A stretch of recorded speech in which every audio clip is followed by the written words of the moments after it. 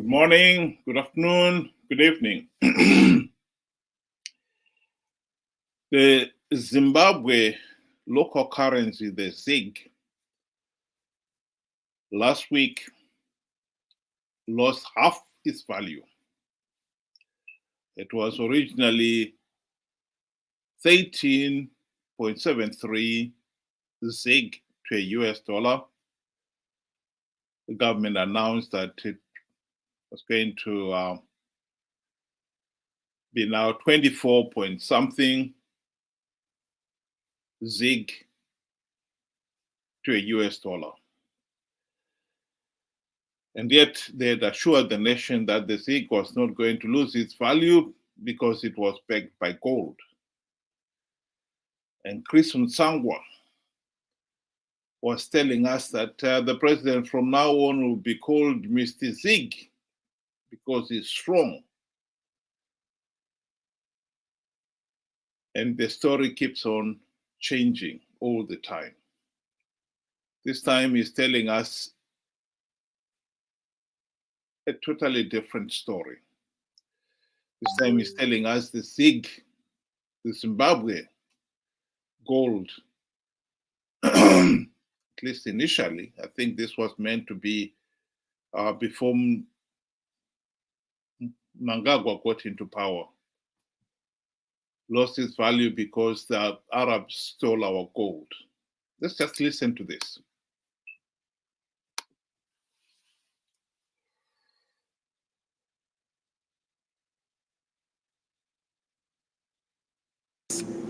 We had our gold reserves. Then the Americans imposed sanctions. Then we were short of US dollars. As we were short of US dollars, our Reserve Bank governor then, I won't mention the name, these days I'm not mentioning names. Our Reserve Bank governor then engaged. We had our gold reserves. Then the Americans imposed sanctions. Then we were short of US dollars. As we were short of US dollars, our Reserve Bank governor then, I won't mention the name, these days I'm not mentioning names. Our Reserve Bank governor then engaged outsiders with excess of US dollars in the Arab world. They sell oil. So they sell oil in US dollars, which is what supports what is called the petrodollar. So they said, we can give you US dollars to the governor, who went back to his principal, but on condition that you back it, you support it with your gold. So it was agreed that we exchange our gold reserves then for US dollars. But the transaction to be complete, the Arabs demanded or requested that the gold move from our own vaults outside of the country to where they can see the gold themselves, which our former governor duly obliged. The story gets murky after that, according to the former president. The gold reserves are gone, the US dollars don't come. So he had a very facile explanation. He says, you know, Alibaba and the 40 thieves, these Arabs. So he goes back to folklore that the Alibaba stole our gold and never brought the US dollars.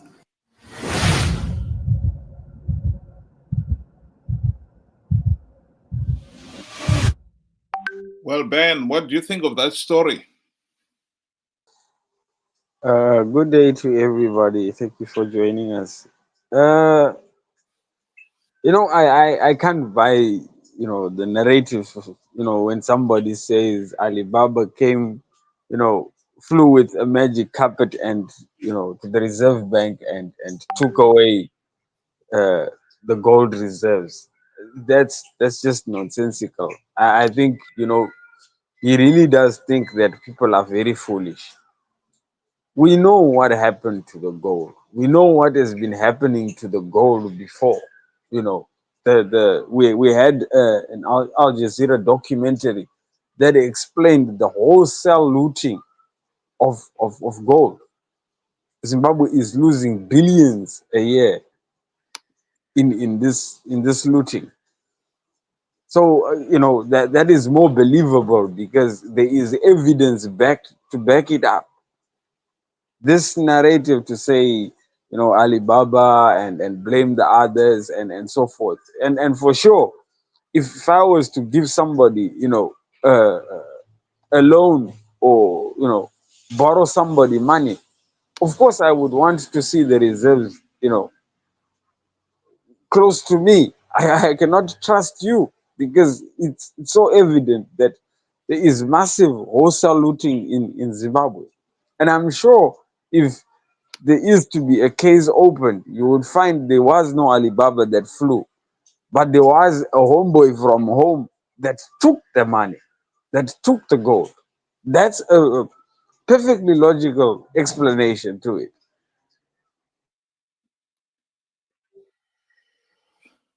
Well, I think it is laughable the way we keep going round and round in circles here.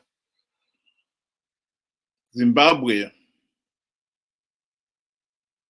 vaults were empty when the regime launched its new ZIG. There cannot be any doubt that as much as they wanted to claim that the new currency, the ZIG, was backed by gold, the truth of the matter is it wasn't the gold. And this is why the currency lost its value. We keep having all these different stories. It's all laughable, Ben. I find it ridiculous. If it was not for the fact that there are real people who are suffering the consequences of Zimbabwe's failed economic policies. The ZIG is losing its value. And this has got consequences. People are suffering. Civil servants were paid their wages in ZIG. Only the following day, the ZIG, to be told that the ZIG had lost half its value. The regime did not tell them that they were going to devalue the ZIG officially until they paid them. And so this is like somebody being told you've been paid and your salary has been halved.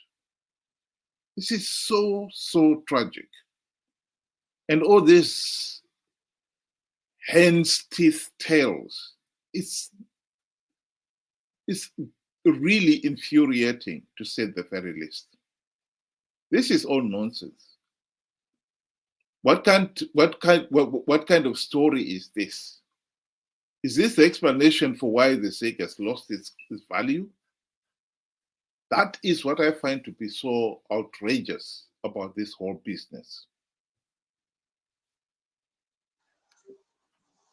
I mean, it is evident that we have a government that really doesn't care what happens to the well-being of people's finances. I mean, you know, recently, sometime last year, if I'm not mistaken, the Reserve Bank introduced a gold coin, which they said is as good as gold in terms of value.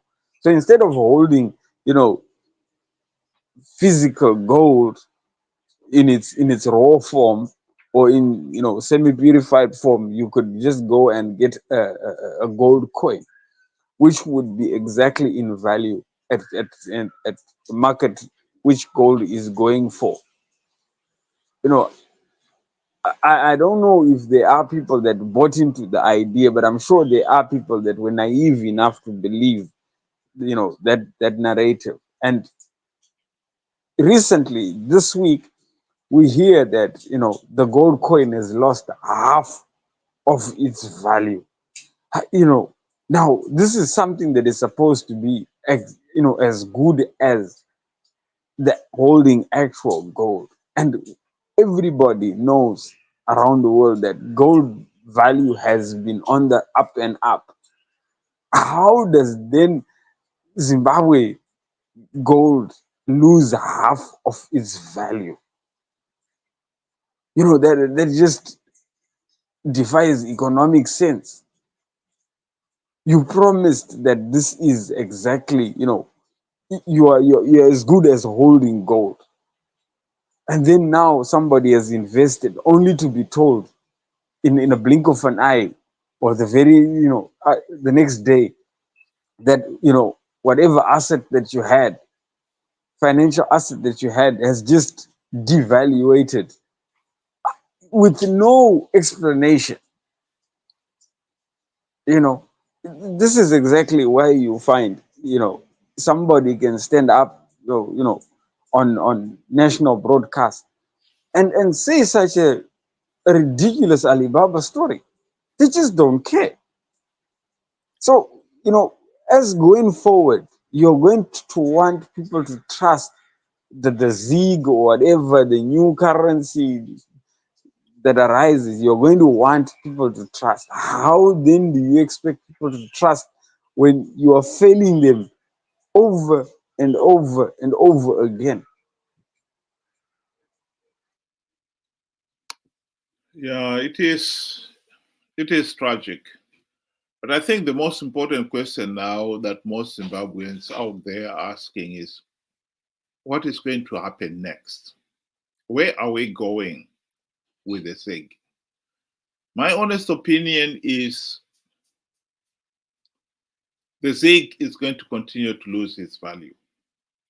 When the regime admitted that the ZIG, the official exchange rate of 13.73 ZIG to a US dollar, was unrealistic because the black market rate was much, much higher. And business operators were finding it very difficult to continue the business operations because they could not get the US dollar at the official exchange rate. They had to get it on the black market. And if you buy the goods at the price of, say, for the sake of argument, 30 ZIG to a US dollar, and then you try to sell it and you're forced to sell it at the official exchange rate, of course, that is not financially viable. And this is what forced the regime to accept that they had to devalue the ZIG. Now that they've devalued it, they're talking of they're going to revise the salaries of civil servants whose salary were halved the day after, the day before. They were paid, and then the following day, the ZIG was devalued.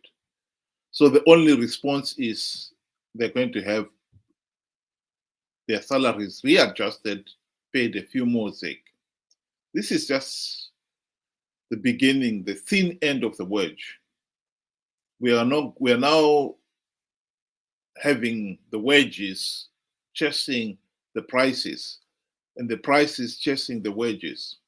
That is the recipe for inflation. So we are going to see the ZIG lose its value, or as the Zanu PF regime has been doing ever since they launched the ZIG, try to control, to limit the amount of ZIG money that is available, to the point of making it very difficult for people to do any meaningful business. Where do we go next? I believe that the Zimbabwe economy will never recover as long as we have got a pariah state ruled by corrupt, incompetent, and tyrannical thugs. The solution to Zimbabwe's economic meltdown is ending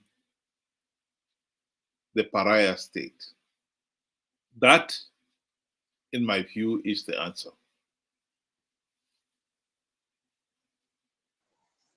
I agree with you. We are actually staring down the barrel of yet another term with these Zanu PF thugs.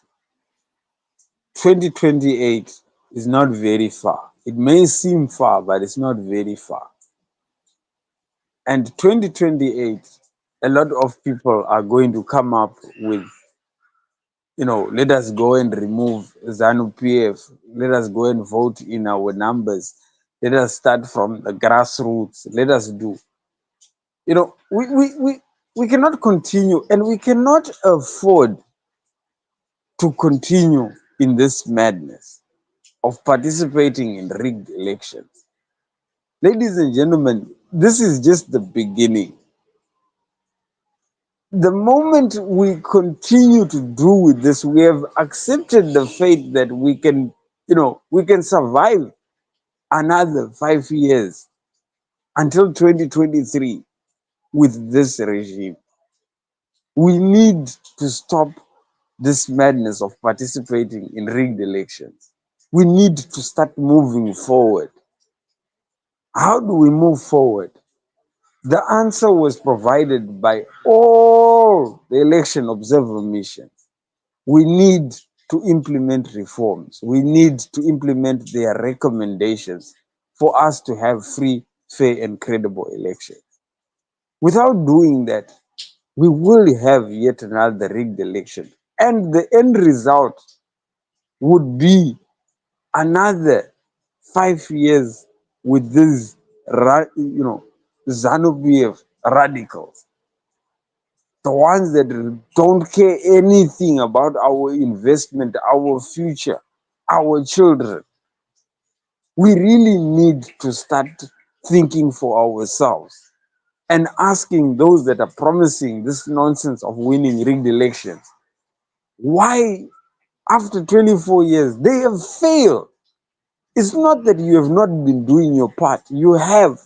But ZANU PF rigs these elections. You cannot deny that. And you cannot continue doing the same thing. I really hope, for our sake, we put our house in order. It is you and me that can only do this, and not anybody else. Thank you. Thank you very much, Ben. So my last word is Zanu PF really has no solution. It's not going to fix the economy without fixing the fundamentals. And Zanu PF cannot fix the fundamentals. In fact, Zanu PF has become part of the problem. In fact, is the problem and cannot at the same time be the solution. We need to accept that reality. There is no way we can remove Zanu PF in power right now. They rigged the elections, and by participating in our millions, we gave them the regime legitimacy. At least let's be smart to realize 2028, we cannot stop Zanu PF rigging the elections. We cannot stop Chamisa participating in those flawed elections out of greed. But we can stop ourselves participating in these flawed elections. Stop the Chamisa Chete Chete brigade participating in these flawed elections to give ZANU PF legitimacy and perpetuate the dictatorship. That message has got to be hammered in. And it is up to us. I totally agree with what Ben was saying there. It is within our power to stop this madness. And we can stop it, and we must stop it. Thank you very much for listening, and have a good day.